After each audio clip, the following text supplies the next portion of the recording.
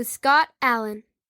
Hello, I am your host, Scott Allen, and this is Phronesis, Practical Wisdom for Leaders. If the topic is leadership, I'm in. I've spent more than 20 years in the field teaching, learning, writing, and questioning. When I'm not working on Phronesis, I travel, delivering keynotes, working with individuals and teams, and helping people from organizations across industries become better leaders. Want to learn more? Visit me at scottjallen.net. Phronesis offers a smart, fast-paced discussion about all things leadership. We explore relevant topics and incorporate practical tips to help you make a difference in how you lead and live. Listen Notes lists Phronesis in the top 3% of podcasts worldwide. Phronesis is the official podcast of the International Leadership Association. ILA brings together those who teach, study, and develop leadership, advancing leadership knowledge and practice for a better world.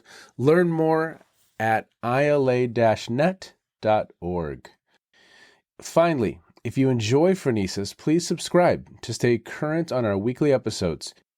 If you find an episode that resonates, please share it with your colleagues and friends. And if you want more content, subscribe to my newsletter, The Leader's Edge. The link is in the show notes.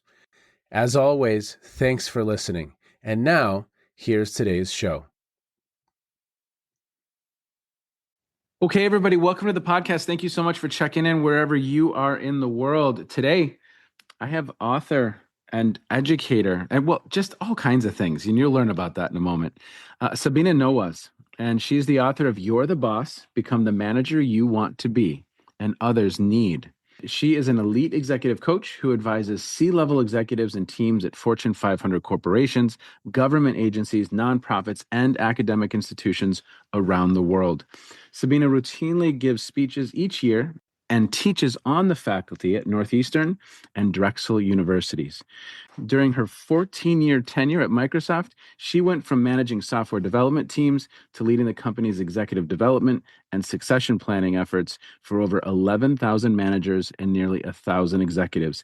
Advising Bill Gates and Steve Ballmer directly, she has written for and been featured in the Harvard Business Review, the Wall Street Journal, Forbes, Inc., Fast Company, NBC, NASDAQ, and Market Watch. Sabina, thank you so much for spending some time with me today. I am so appreciative of your wisdom that you're going to share with our listeners. I can't wait to jump into the book. But what I would love to do is, what's not in the bio that listeners should know about you? Maybe we start there for just a moment. Well, thank you, Scott, for having me on this show. I am so excited about what you're trying to do right now with the content and bringing this practical wisdom to your audience, which ties into something about me.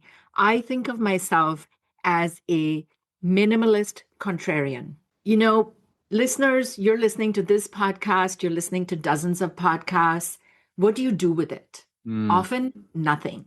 You just sort of think about it. Maybe you discuss one of those at a dinner conversation. But for me, the smaller the actions I can provide people, the more likely they are to take action. So that's the minimalist piece. Everybody's busy. Everybody's got pressure. How can we create things in the smallest possible chunk?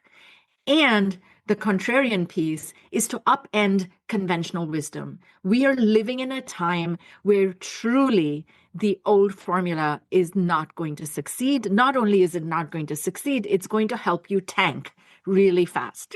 So it's time to reverse, almost literally reverse some of the statements we have been saying forever.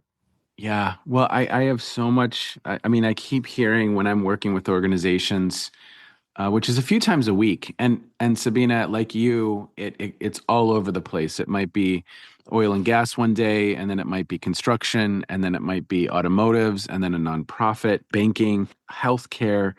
But I keep hearing things like time starved.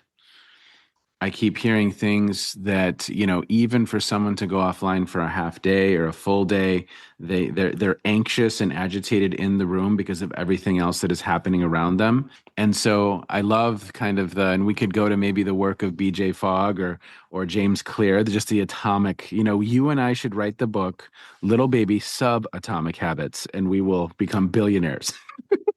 Absolutely. In fact, one of the threads that's through every chapter of the book is what I call micro habits, Yes. which is exactly, it's the baby subatomic habits that are so ridiculously small, as Fogg also says, that not doing it is harder than doing it. Yes. Which I love, which I absolutely love. I mean, literally, I have a keynote coming up, and I did the math today. I'm going to have 160 people in a room. This is a construction company, and they want to talk about culture, and they want to talk about actually making work fun, which is kind of an interesting challenge, which I absolutely love. But I think if I remember correctly, I said, look, if 160 of you just get one positive out a week, that's 800 in those 5 days. And then if we do that for 52 weeks over the year, there's tens of thousands of, and we've shifted the weather patterns. We've shifted the system in a really substantial way. And that's one, just each of you, one. And so we are on the same wavelength for sure.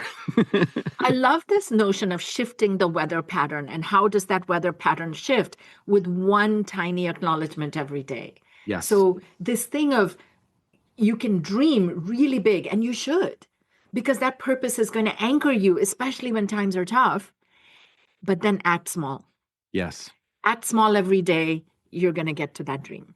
I love it. Act small every day. There's a wonderful video by Kobe Bryant, and he says, a little bit every day, and do that for a year, and do that for 5 years, and do that for 10 years, and you are one of the best. And so, okay, so I'm really excited to jump in and talk about the book a little bit because I would love listeners to just have a taste of kind of how you're thinking.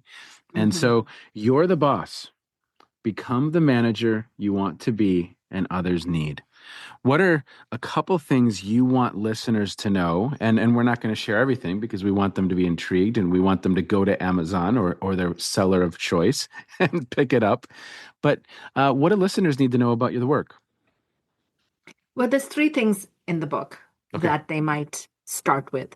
One is that promotions are often the riskiest times in your career. Mm, Riskiest times in your career. Second is that, remember, I said I'm a contrarian. So I don't agree that power corrupts. It's actually pressure that corrupts. yes. Under pressure, each of us has a choice point to manage it or have it manage us. And when pressure manages us, we raise our voice, we give harsher criticism than necessary, raising pressure for everyone else. We go from good boss to boss from hell in an instant. Okay. The third piece is that power then comes in and isolates us and insulates us. So we are the last ones to find out the impact we are having when we act out under pressure. Mm, Worse, the harm we might be creating, because nobody wants to tell the person in a position of power what they don't want to hear. yes. Yes. Well, let's go into each one of those areas a little bit. I'm intrigued. I'm very, very intrigued. And I see the pressure. I see the fear in giving others feedback. So I see a number of these things every day. So let's talk a little bit about each one of those, if you would. Well, let's start with why are promotions sometimes the riskiest times in your career? Yeah. And this is, of course, let me first just acknowledge it's wonderful. You got promoted. Congratulations. It's great to celebrate that. And you got promoted because you were great at something. That great thing is going to look very different to the next that are now craning up toward you. So Yes. let's say this you just got promoted to a manager. And let me ask you this, Scott, if you're willing to play, Sure. what would be a key strength of yours? So a key strength of mine is task orientation. I can plow through tasks like a champ. Yeah, fabulous. So task orientation. Now let's say that you get promoted to manager or manager of managers, you get more senior. Yes. How might that task orientation, it's possible that that task orientation is seen as, wow, my manager responds to my messages, makes decisions, helps me get things done. How else might it be viewed from people who are across what I call the power gap from you?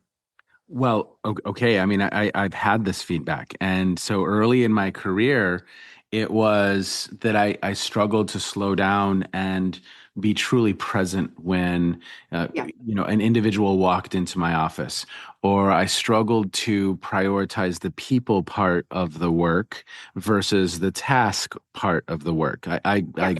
get energy from knocking things off the Yes. to-do list, but slowing down to have a conversation or a coaching dialogue, that was at times, especially when I was younger, an annoyance, and I didn't want to have to do that. So Yeah. that strength became a weakness for sure. Yeah. So, well, I don't know that the strength became a weakness. Yeah, I am not saying ditch that strength. sure. Keep strength, append an and. Yes. Yep. That and when you get promoted, more people are dependent on you. There's more of a connection that needs to be made because guess what? You're not just working alone in your office and somebody sliding pizza under the door for you every night. So you've got to bring others along and you've got to see how that strength is landing on them and at the end. So I'm sure you've done that, Scott, with the feedback you've gotten from your early years. But there are so many strengths, and every single one of them has a counterpart. So detail orientation, of course, can become micromanaging. Guess what? Strategic can look manipulative. Mm, I had a coaching client who's very, very strategic, got promoted because she's strategic. And then suddenly she starts to get feedback that she's manipulative and political. And she's wow. like, wait, what? What's that about? So when I dug into that feedback by interviewing people who work for her, what I learned is her behavior of sometimes not speaking early in a meeting, waiting till the halfway point to see what people were concerned about, where they were. She truly was deeply trying to understand that and add value in a relevant fashion. But to them, it looked like she is sizing up the room. She's going to be noticing what the senior most person is saying, which way the wind is blowing. We don't know where she stands, all of these things. And the fix was relatively simple once she realized that. She continues being strategic and she uses a tool in the book I call mapping, where she explains I tend to not speak in the first 15 minutes of a meeting because this is what I'm doing. If you want my opinion in those first 15 minutes, ask me, I will share it. Yes. Well, and that's so wonderful because, again, also in some 360s along the way, I had gotten feedback. Let's see, can be overly assertive in his opinion and intimidates others to contribute. And I thought I was just participating, but I didn't understand some of the power differential that was going on or that people Yes. experienced or perceived. So then Yes. I learned to say, similar to what you just said, hey, I don't care if it's my idea or your idea or a third idea. Let's just find the best idea. Never hesitate to push back if you think that I'm going down the wrong road or to be a contrarian in the meeting. Please do that. And then, of course, I have to actually follow through with modeling that I value that. And I would say, look, we might not always, or I might end up making a decision you disagree with, but I always want to hear what you have to say. And then that kind of managed that impression a little bit. I'm sure it didn't eliminate it, but I love how you're framing that for sure. Well, Scott, so I want to build on what you're saying. This is so Yeah. good, because it's great that you are letting people know that. And guess what? People will still not do it, especially the more senior you are. Yep. They'll just not, because every person has learned to say that. They don't know the difference between who really means it and who doesn't. So Yep. modeling it is Yep. great. Yep. Here's another thing to really make sure it happens Yeah. is don't be the first person to speak with Mm, your idea. yep. Obviously, you're convening the meeting, you're the first person to speak to frame the meeting. But then when it comes to ideation, be at least the third. Mm, So now people and make that known. So they again don't think you're playing some weird yeah. game on them.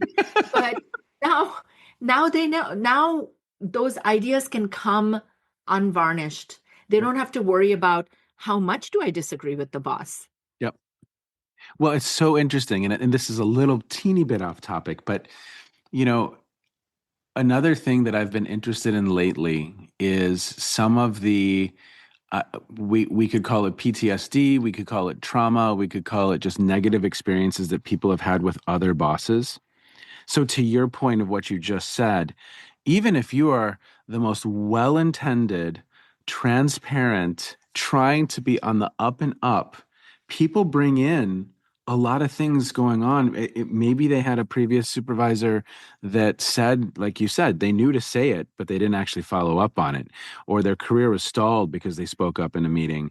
And so it's so interesting to me, kind of that, the word trauma might be a little bit too intense, but some of that people bring into, even when you're trying to be super transparent on the up and up, uh, people still, like you just said, are going to struggle at times to actually act on what you are suggesting.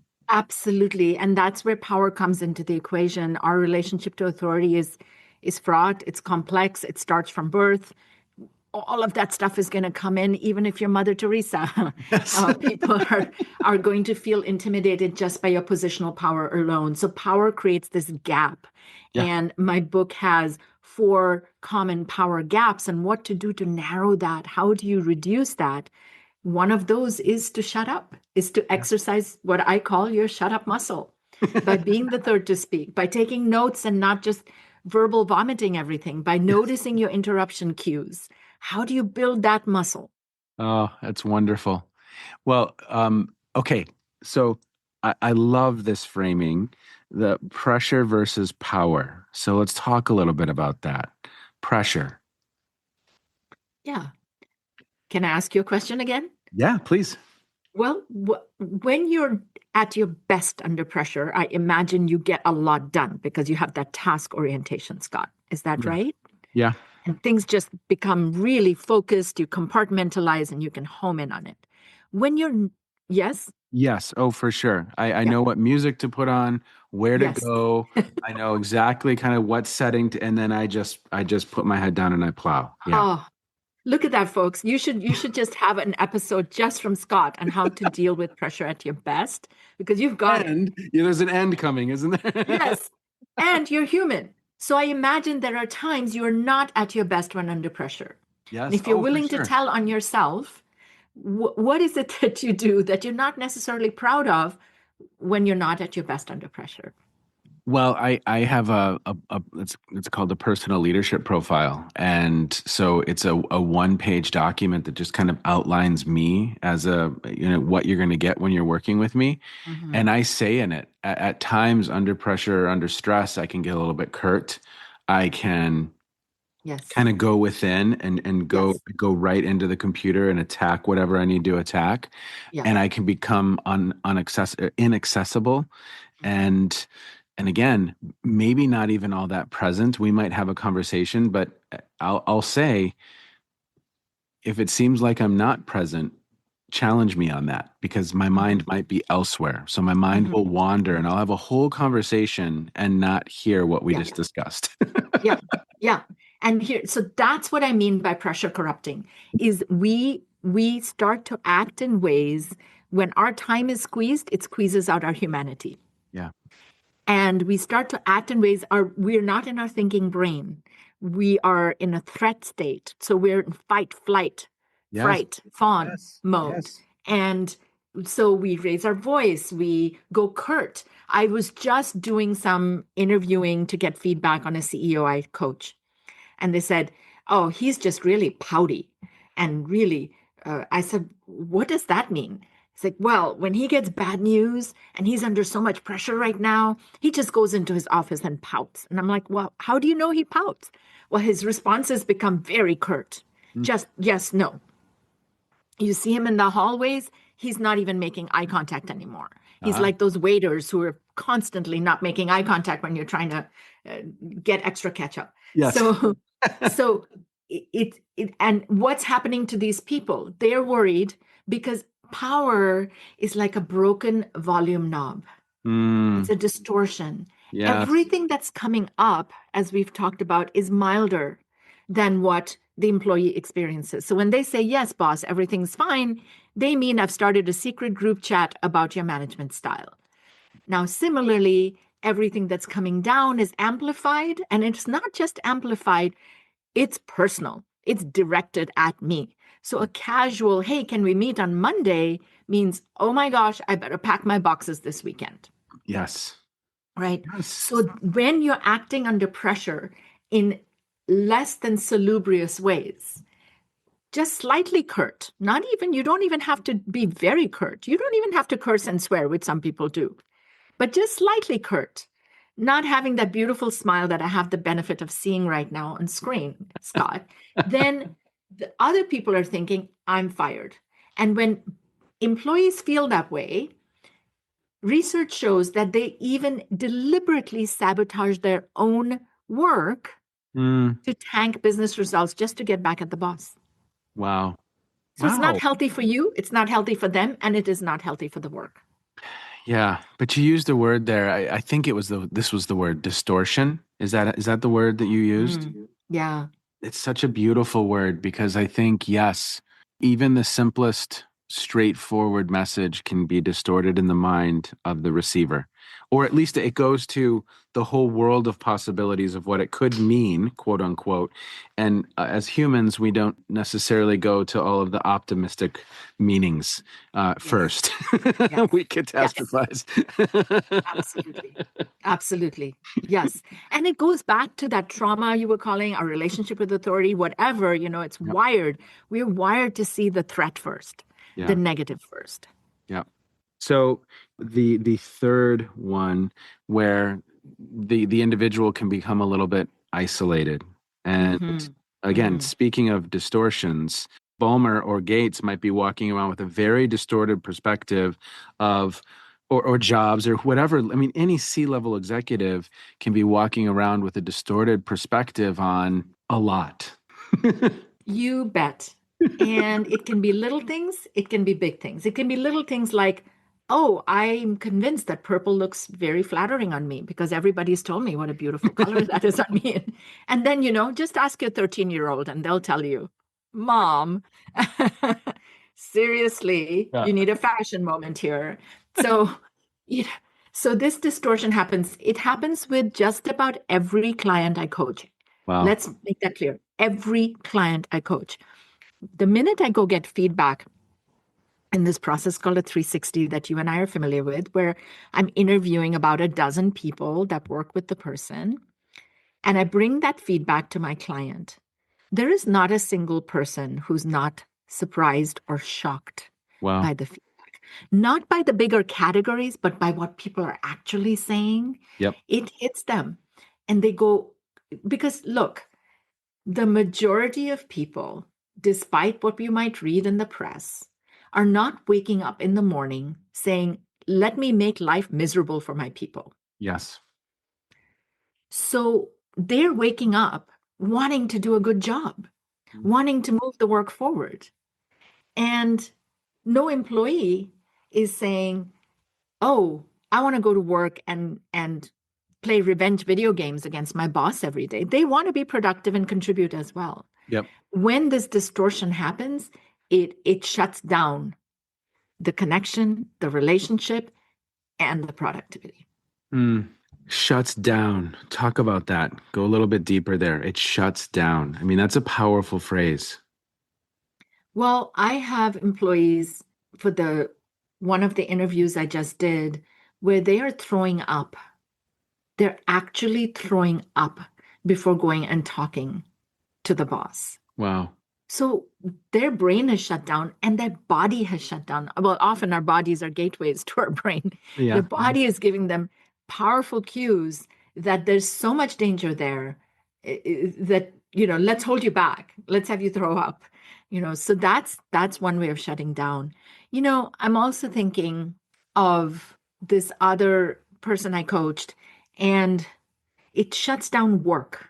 So it Mm. shuts you down physically, it shuts you Mhm. down mentally and emotionally.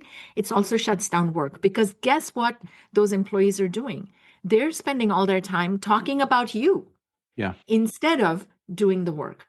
Yep. Now, there is one, remember I said I'm a minimalist. Yes. So there is one really simple tool that you can use, not to solve all of this, but to make inroads. Mm. And that is a numbering scheme. Okay. With this distortion, everything the boss says comes across as super important, high priority, high volume because of the amplification. What if you used a numbering scheme? So if you said on a scale of 1 to 10, this is a 7. On a scale of 1 to 10, this is a 19. Mm, Because here's the other thing.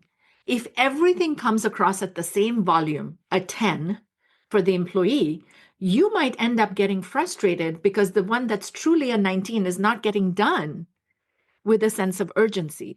Well, maybe because everything seems the same to them. yes. So use a number to communicate where it is in terms of priority, in terms of your excitement, or in terms of your concern. And And by the way, if something is a 2 or a 3, maybe you need to go back and exercise that shut up muscle mm, and not randomize people.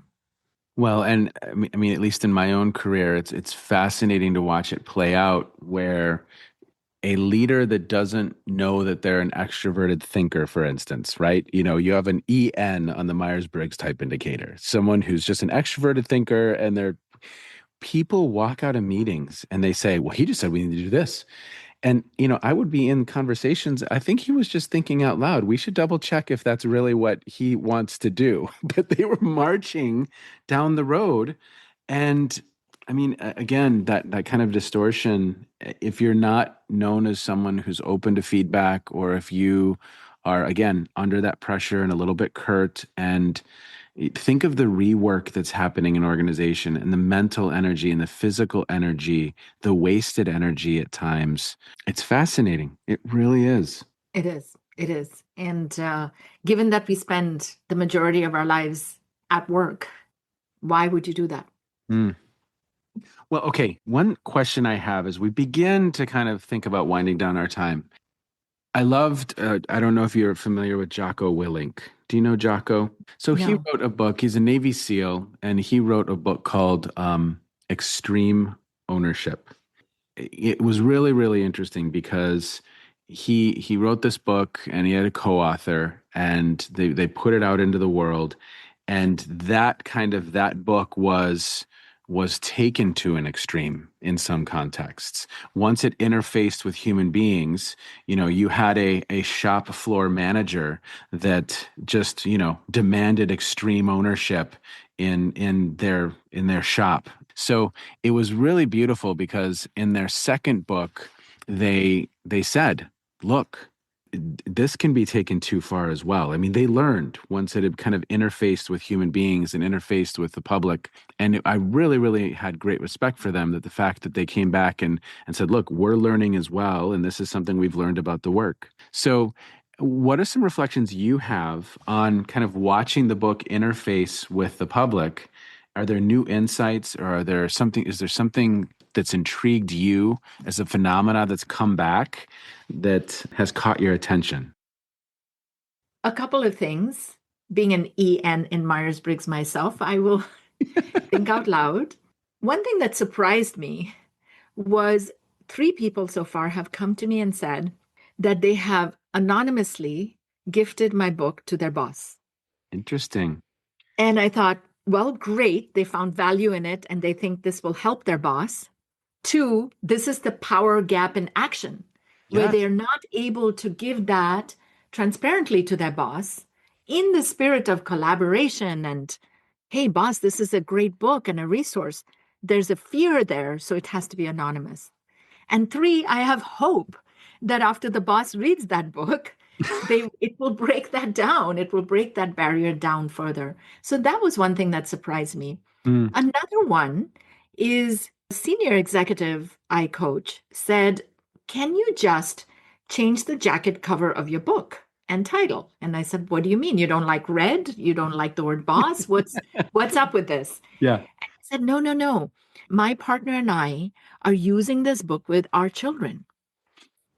We are talking about the chapters after dinner, and we are creating micro habits. We have talked about the communication fault lines. We've talked about the singular story, multiple meanings. So all you have to do is now say you're the parent as Yes. the title of the book.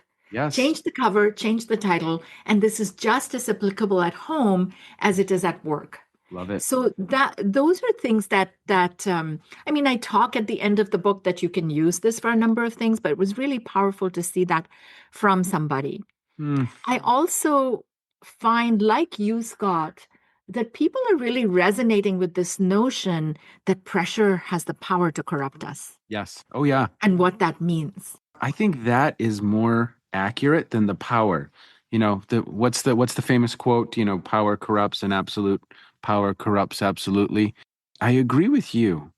I think if someone is ascended to a role of authority, maybe not as likely in a family-owned business or a privately held company sometimes, but if someone's ascended to a role of authority, a position of authority in a let's just say in a normal publicly traded organization, I do believe it's the pressure. I don't think it's the power that shifts. I think for some, of course, that's the case, but the immense pressure that these high achievers Yes. likely, right, are feeling and experiencing, and Yes. the distortions they experience, back to your Yeah. numbering system, right? Yeah.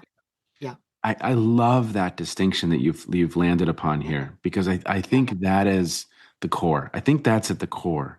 It is. And I'm really seeing that as people read the book, they're really glomming onto that piece and then going, okay, so now you mean I don't have to go on a retreat for 3 weeks and I don't have to have a personality transplant?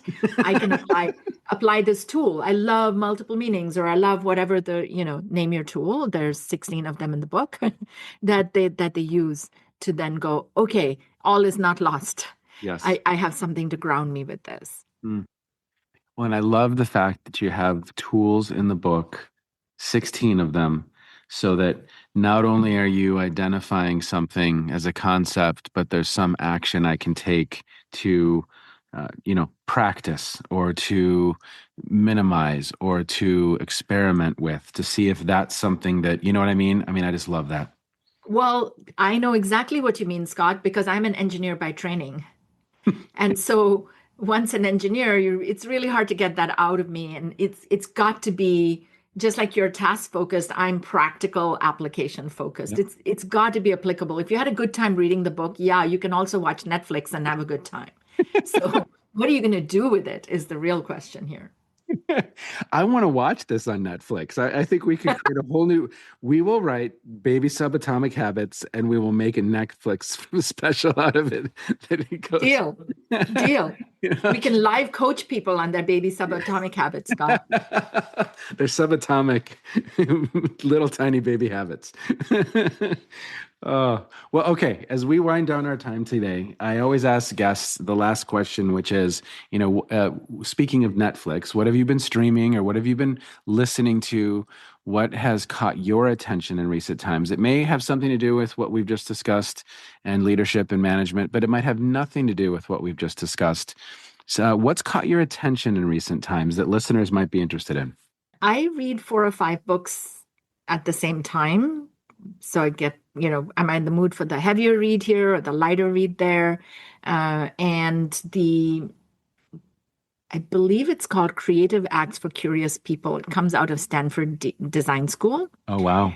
And it's a number of activities that people can do to free up some of their creativity and Uh, to approach things from very different angles, like a great designer would. That has really stimulated my creative juices in turn. mm, So that's one of the books I'm reading. And the other one that I just finished this morning, it's called The Power of Pressure, which of okay. course you can see from its title why I would pick it up. It's by Dane Jensen. And it's a fantastic read. Again, some very practical ways to understand pressure and then how to address it. Okay. And then my husband and I are binge watching The Resident on Netflix, which is a standard hospital drama. Okay. Okay. What's the one that just won all of the Golden Globes? I'm thinking Pitt. Was that the I think. Yes, that's next on the list. In fact, my nephew, who is a doctor, said, "Watch The Pit. That's the best one." So Awesome.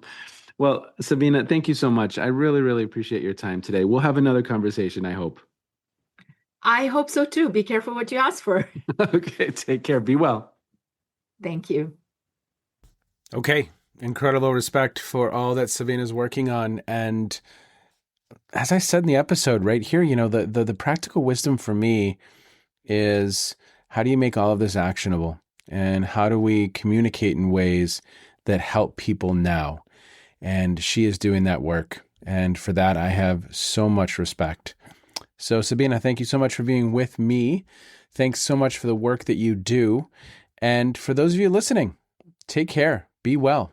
Thanks for checking in wherever you are in the world. Bye-bye. You have just finished another episode of Practical Wisdom for Leaders with Scott Allen. To contact me, visit scottjallen.net or send me a note at scott@scottjallen.net.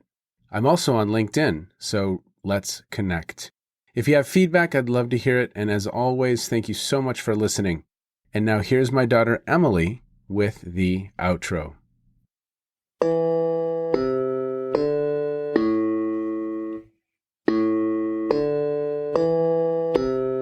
You've been listening to Phronesis, Practical Wisdom with Scott Allen.